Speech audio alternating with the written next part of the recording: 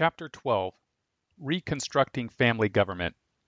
The family is a divinely ordained institution that is not instituted or controlled by the state. Genesis 1:26-28, 2:24. The state does not create the family and therefore cannot define it. There are what Alvin Toffler calls a bewildering array of family forms: homosexual marriages, communes, groups of elderly people banding together to share experiences and sometimes sex, tribal grouping among certain ethnic minorities, and many other forms coexist as never before. These counterfeit families attempt to restructure the family around an evolving order rather than a biblical model. Whoever defines the family controls it. The family is the original and primary God-ordained society from which church, school, business, state, and every other enterprise and associations arise. The family serves as a societal force, extending dominion through the establishment of additional families, Genesis 2:24. The many family units work throughout society to establish churches, schools, business establishments, and various voluntary associations, all under God's one government, using Scripture as the blueprint for activity and order. The monolithic centralized state sees the decentralized family order as a threat. The state seeks centralization, while the biblical family's ordained structure represents decentralization. The scene at the construction of the Tower of Babel in Genesis 11 depicts an attempt to centralize family, church, and political entities. Many family and tribal names were merged into one name designated by the builders of Babel. Genesis 10 lists the many nations by their names. The building of the tower and the consolidation of the nations were acts of rebellion against God's original dominion mandate to be fruitful and multiply according to families. Compare Genesis 1:26-28, 2:24. How can the family restore Christian civilization? We must recognize the binding character of God's covenant structure for this lawfully ordained system of government. Each institution is separate from the others, yet each is dependent. All are sovereign, but none is absolutely sovereign. We must assert the family's separate yet dependent existence from both church and state. Hierarchy. Second, the family must maintain itself as a God-ordained authority structure. 1 Corinthians 11:1-15, Ephesians 5:22-24, 6:1, Colossians 3:20. The family can exercise its authority by disciplining its members. Unfaithful children can be disinherited. The totalitarian state works for the breakdown of the family authority by abolishing the biblical concept of headship.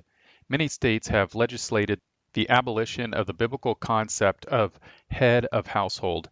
Many special interest groups want to make children equal authorities with their parents.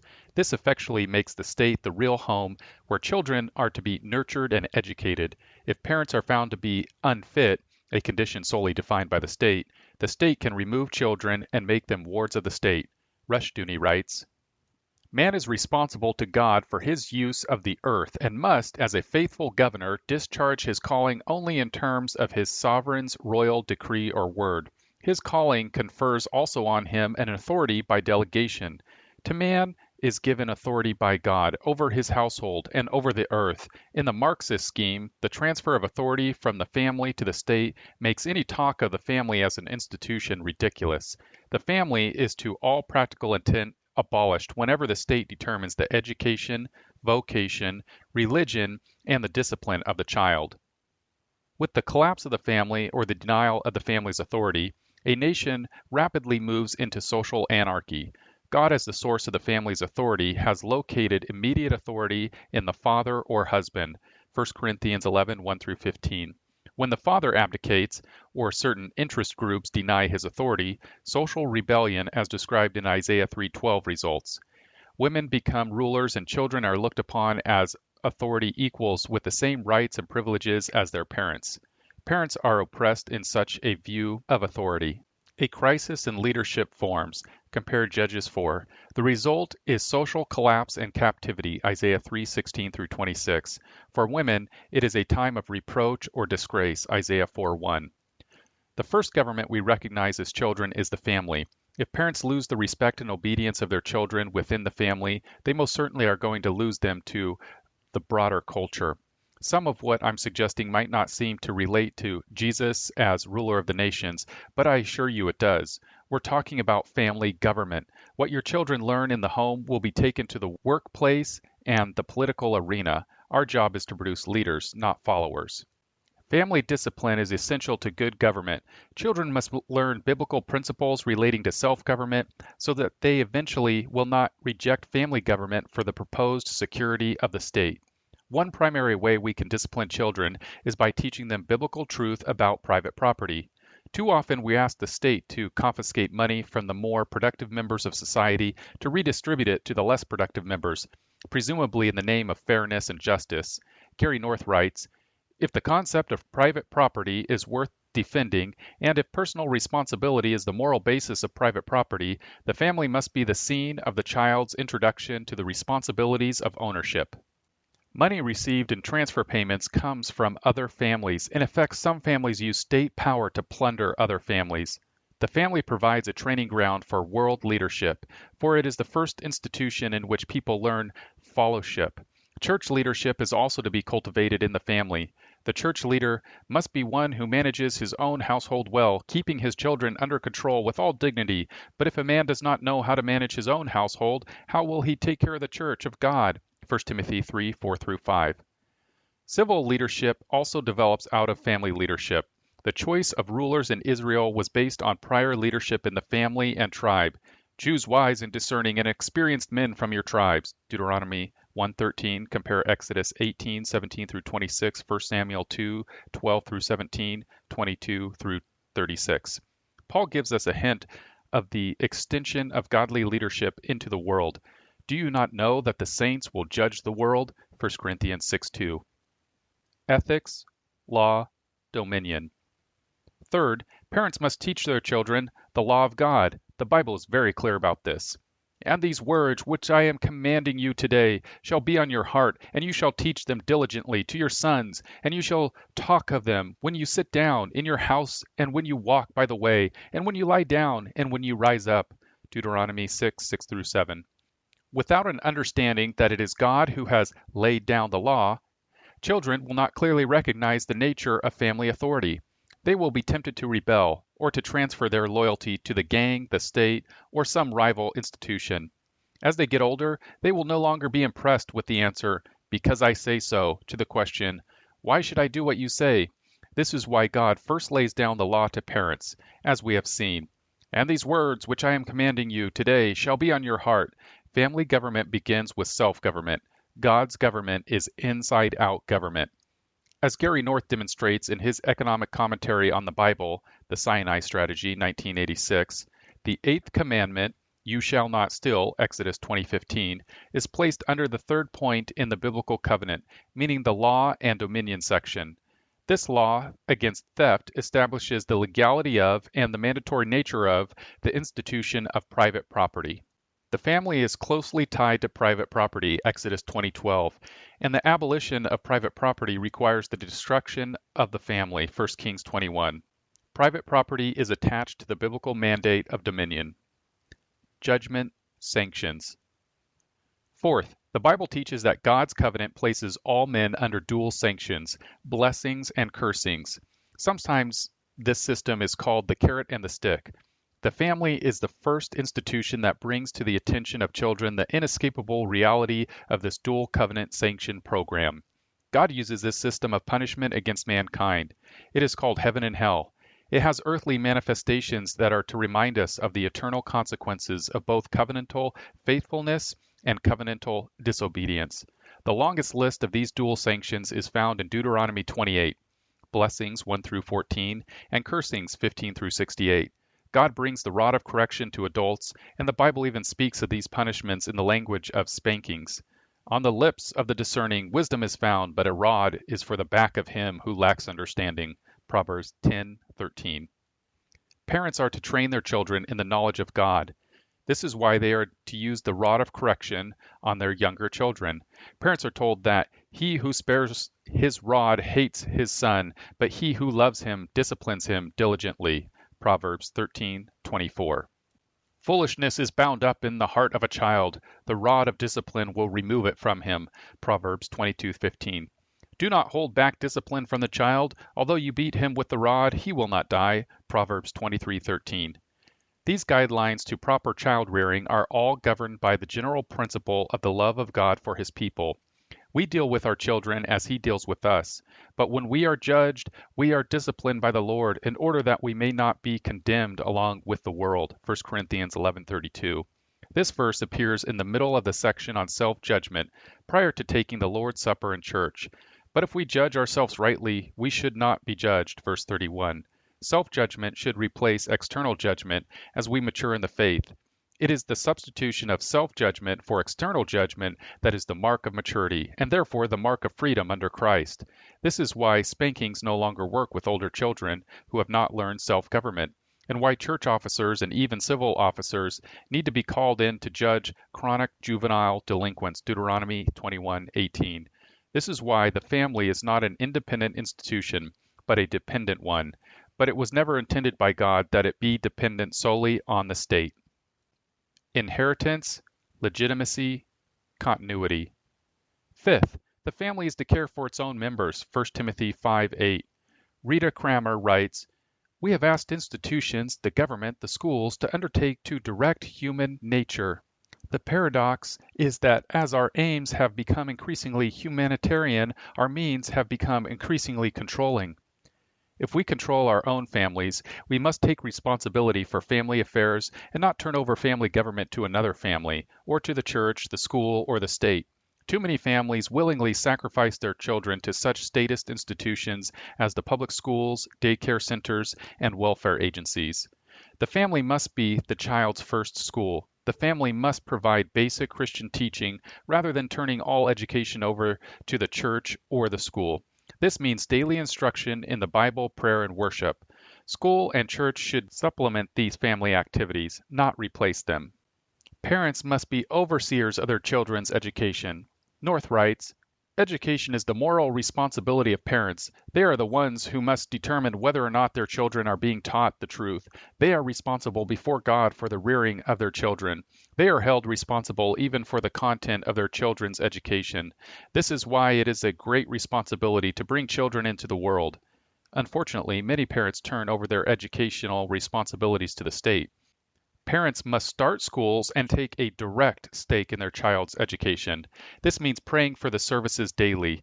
Where parents are dissatisfied with the quality of education presently received, they can demonstrate their displeasure by enrolling their children elsewhere. This is not an option in the public school, i.e., state school monopoly. The family is a welfare institution. Parents should prepare for the time when they may be unable to work. Government retirement funds should not be considered. Children should share financial hardship within the immediate family and, where possible, within the extended family. For this reason, the firstborn son is entitled to a double portion of the family's estate, Deuteronomy 21:17. He has the responsibility of caring for his incapacitated parents. North states, "The state in modern times has become the eldest son. Estate taxes in some nations will take virtually the whole of very wealthy estates.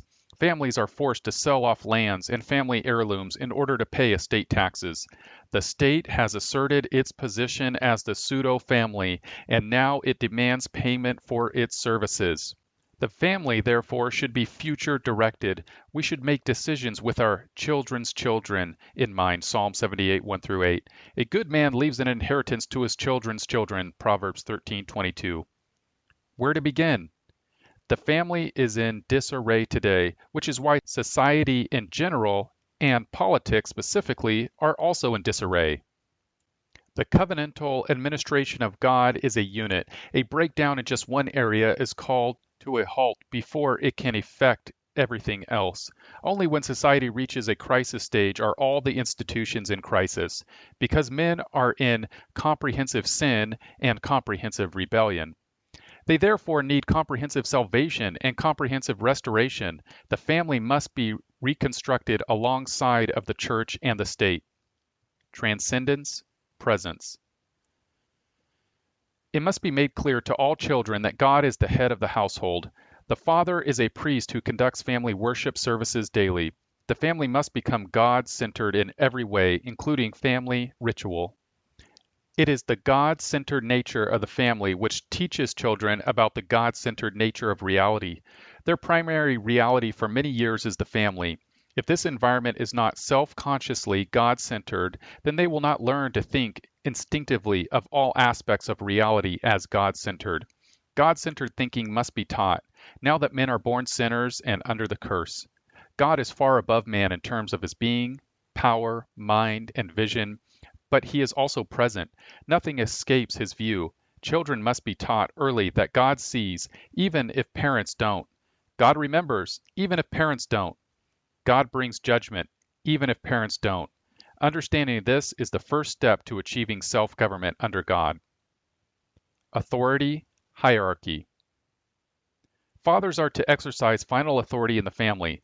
This means that wives must be visibly in subjection to husbands.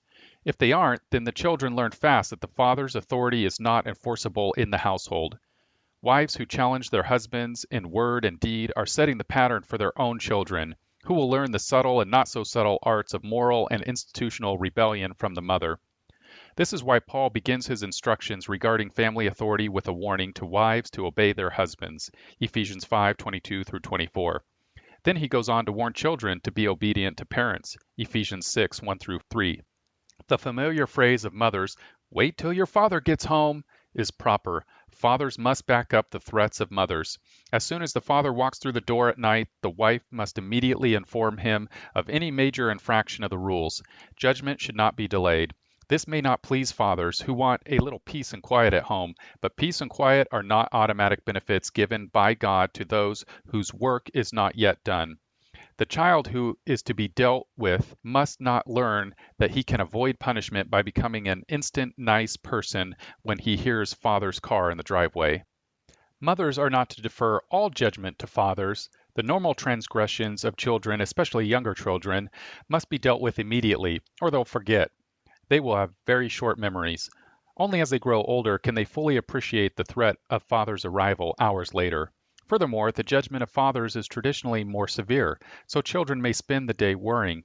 They should worry this way only when infractions are major, but if they really are major, then the day of worrying is appropriate. Had Adam and Eve worried more before God's return, they might have come to repentance before full judgment was handed down. Mothers, if they do not have to work, should try to stay home during the child's preschool years, especially if the children will have to be put in daycare centers. Fathers should take extra care in spending time with the children after work. The old adage of quality time, not quantity time, does not hold water. Children like to be around their parents. Make it easy for them. Do things as a family. Husbands should not exclude wives, and mothers and fathers should not exclude their children. This will mean taking your children to a variety of activities. Children eventually get used to being left out. When they get into their teen years, they will often start leaving you out. Ethics, law, dominion. Have children. God commands this as part of the dominion covenant, Genesis 1:26 through 28. Don't let the population explosion people lead you astray. The populations of Western industrial society are threatened by falling birth rates. The replacement rate is 2.1 children per family. In virtually no West European nation, the US or Canada, is it above 1.8 children per family. In Italy, it has collapsed to about 1.5. If you have any questions about the nonsense of the PEP, I suggest you read The Myth of Overpopulation by R.J. Rushdoony and The Economics and Politics of Race by Thomas Sowell. The humanists are killing their future through abortion. Many are not having children or are limiting the size of their families. This is a great opportunity for Christians to overwhelm them with numbers. The following anti-child statements will give some idea of the opportunity we have of winning the future by default if we only have more children. We could not lead the kind of life we have if we had kids. I'd rather buy a vacation home than funnel a large chunk of our income into a trust fund for our children. We've made our choice for freedom and spontaneity. Our cats can take care of themselves, and we're free. I've seen the other couples lose a closeness they had before deciding to have children. I guess I'm selfish. I'm just not ready to sacrifice my time to a kid. This world is a crazy place to raise a kid. I find the whole idea of pregnancy repugnant. I'm not wild about children. Begin educating your children at an early age. Teach them the Bible. There are numerous Bible trivia games that will make learning interesting. If you're not able to teach the Bible to your children, then insist that your church begin a course to help parents teach the Bible. I also recommend that you take an active part in your children's learning at a very early age. Don't wait until they're in kindergarten before you teach them how to read and write. As soon as your children are born, you should begin to teach them that they are children of God and thus responsible to Him for all things. You could make your children responsible by not doing everything for them. They should pick up their toys, yes, the same day, and say please and thank you.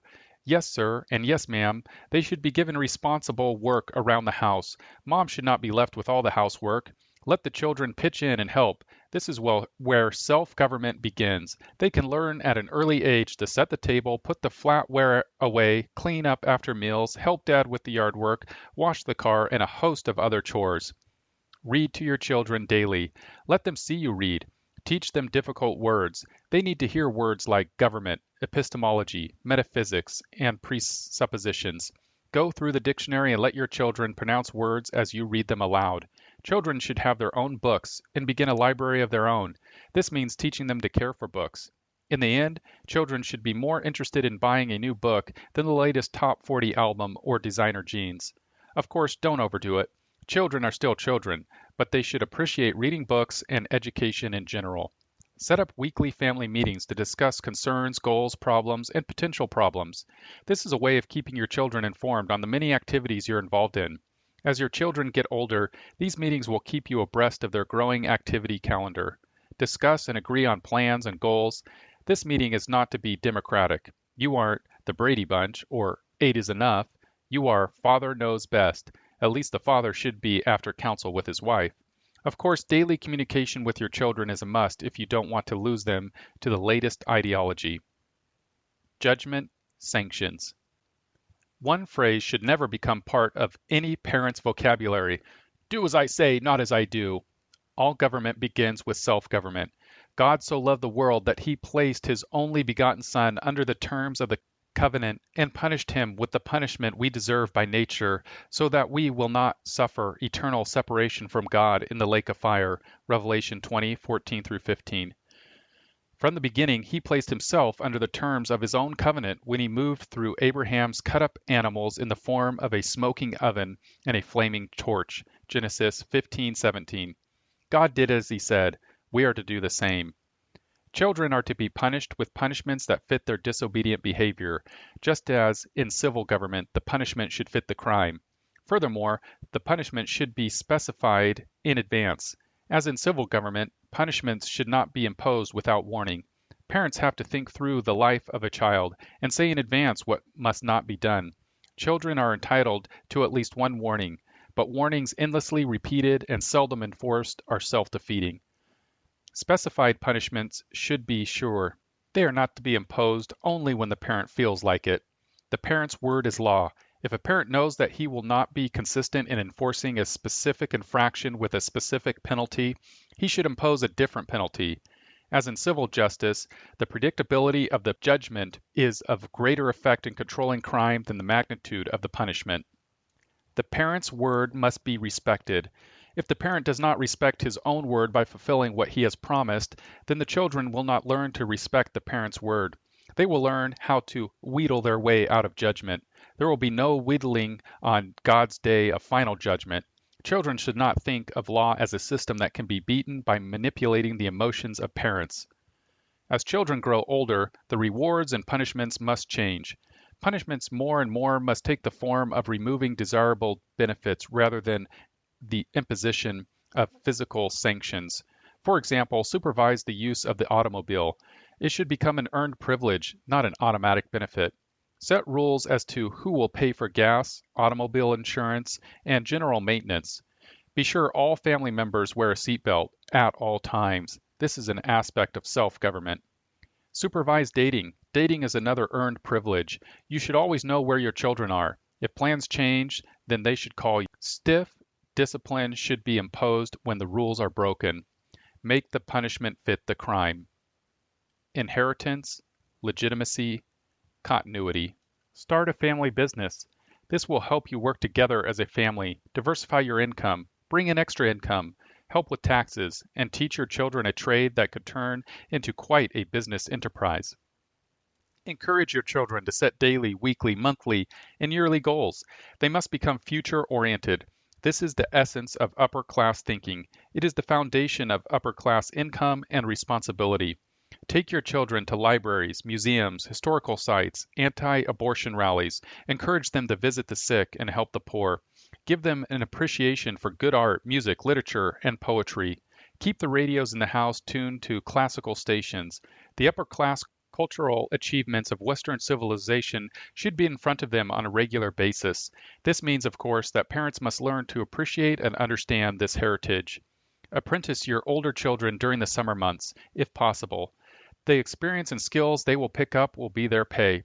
Let them try their hands at carpentry, plumbing, farming, computer programming, auto maintenance, journalism, neighborhood newspapers, church newsletters, etc., small appliance repair, etc. Every child should learn how to type and operate a computer. Teach your children how to spend money and the principle of deferred gratification. What does it really cost to play a video game? Get them started saving for college. Let them see you pay the bills each month. Teach them the principle of debt-free living, or at least short-term debt living. Take them shopping to teach them how to look for the best deals, not the cheapest items. You get what you pay for. Teach your children that welfare begins in the home. They must learn to care for themselves. This will mean working for a living. Even if you have money to lavish on your children, don't. If you must give them something expensive, give them a useful tool. Make it clear that you are doing everything in your power to care for yourselves as you approach old age, but if anything unforeseen happens, your children are going to be responsible, not the state. Teach them to tithe 10% of their money income, including gifts.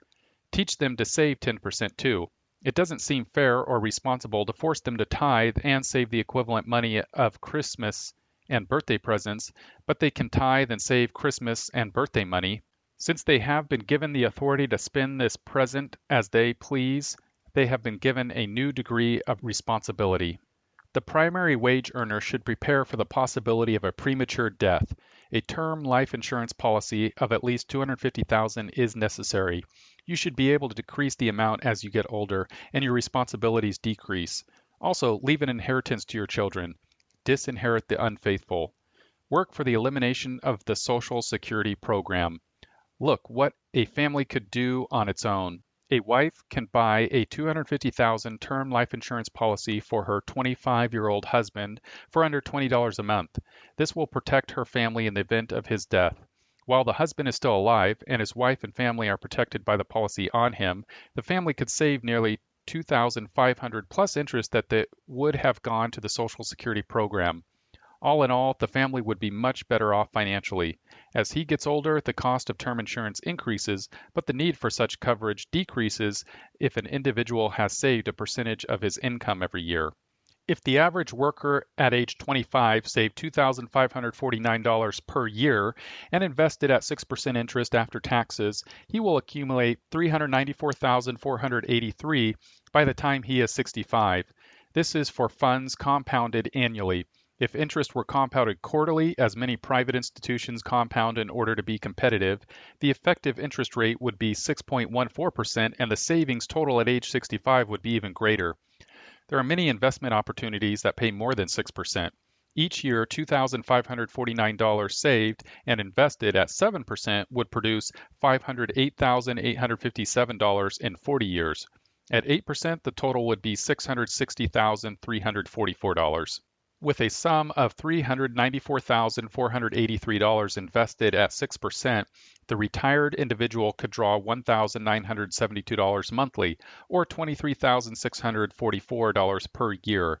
Compare this with the maximum monthly payment of $981 that a couple could receive under Social Security. Now, it is important to take note of another important difference under this private savings plan versus Social Security. The $1,972 per month under the private plan is an interest payment. They can go on drawing interest at this rate, 6%, until they die, and they can follow the injunction of Proverbs 13:22. A good man leaves an inheritance to his children's children, and the wealth of the sinner is stored up for the righteous, Proverbs 13:22. Do not depend on Social Security for retirement. Vote for those who will phase out the system. Why? In 1937, the Social Security tax was 2% of a maximum $3,000 yearly income. The maximum tax that could be collected from any one citizen was $60 per year. In 1973, the taxable wage base was $10,800. In 1974, it was $13,200. In 1980, it went up to $25,900, and in 1985, the total was $42,000. As we'll see, even the percentage of tax taken has gone up from 2% to over 7% for both employees and employers. Stay out of debt, especially long-term debt. The Bible tells us that the debtor is a slave to the lender, Proverbs 22:7. There is little peace of mind, and your creditors determine your financial priorities. When investment opportunities arise, money is not often available because it must go to pay debts. The debtor is tied to the past. When emergencies arise, money is not available. Most indebtedness is for depreciating items. If financed items must be liquidated in an emergency to pay unforeseen expenses, great losses are the result. For example, most automobiles lose value immediately after you drive them off the lot. Real estate is a possible exception to long-term indebtedness. Real estate is usually an appreciating item. Buying a house as an investment in anticipation of increased inflation and therefore an appreciation in the price of your house so you can sell your house in order to purchase a more expensive house is a mistake. Betting on a state-manipulated economy will leave you holding a house that you may not be able to sell. We all have to live somewhere. A family can either rent for a certain amount per month and have nothing after 30 years, or buy for slightly more money than a rental price and acquire property. The risks are not that great for the lending institution. If you happen to default, the lending institution takes possession and can sell it. Of course, this does not help your credit rating. The 30-year mortgage is not ideal, however. There is a psychological burden that goes with a 30-year debt. There are some alternatives to the 30-year mortgage. For example, a 15-year mortgage can save a bundle. This might mean purchasing a smaller home than you would like to have. Here are some of your alternatives on a $70,000, 13% fixed rate mortgage. 30-year monthly, $770 regular payments, 30-year term, $208,762 total interest paid. 30-year biweekly, $387 regular payments due, 18 years effective term, $111,907 total interest paid. 15-year monthly, $886 regular payments, effective term 15 years, $89,421 total interest paid. Here are some advantages to a quick pay loan.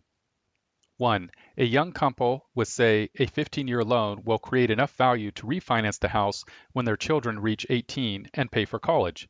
2. Homeowners who quick pay will find it easier to trade up to a better house because they'll get more cash when the old house is sold. 3. Only a quick pay loan can guarantee that a middle-aged couple will have a paid-up house when they retire. 4. Extra savings put into your house instead of the bank will build up tax-deferred. Be aware of legislation directed at the family. There are laws on the books where your underage daughter can get an abortion without your consent. Know the law and work for its defeat. Read your state's laws concerning parents' rights. A number of parents or a group of parents could hire a lawyer or ask someone to speak to you about what the law says. Under no circumstances should you volunteer information to state or local officials who are sent to your home to investigate. Refer them to your lawyer, either retained by you or a group of concerned parents. Lobby your legislators on crucial family issues. Read John W. Whitehead's Parents' Rights and Mary Pride's The Child Abuse Industry, both published by Crossway Books, Westchester, Illinois, 60153. Education is the responsibility of parents. See Robert Thorburn, The Children Trap in this series. You might want to educate your children at home during the first few years. You'll need at least 2 books, Mary Pride, The Big Book of Home Learning, The Complete Guide to Everything Educational for You and Your Children, Westchester, Illinois, Crossway Books, 1986, and John W. Whitehead and Wendell R. Bird, Home Education and Constitutional Liberties, Westchester, Illinois, Crossway Books, 1984. Take your children out of the public schools.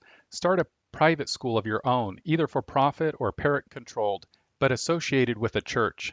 Since you are paying for the schooling directly, you will pay more attention to the kind of education your children are getting or not getting, whatever the case may be. Money talks. Yank your children out if you can't get any satisfaction or movement with the administration. Encourage the school to teach foreign languages, public speaking, philosophy, apologetics, and ethics. Utilize talented parents to teach specialized courses as mini courses. Make sure your homeschool network is under some church and is considered a Christian school. This is to put the church as a buffer between the family and the pagan state. Moreover, such an arrangement makes you accountable to someone. Summary: Humanism has given up on the family. Humanists are literally destroying their future through abortion. By just having children, the world could be ours in the next 20 years by default. But we must use the family setting as a training ground for the future. Our children must be given hope that there is a future. They need skills. They need leadership qualities. The state is not a substitute for the family. It cannot care for us. The state has no heart. The home is a child's first school, his first business, his first church, and his first government. From the family, he will gain the experiences necessary to encounter and engage life. The world is looking for leaders. The family is the place to turn them out.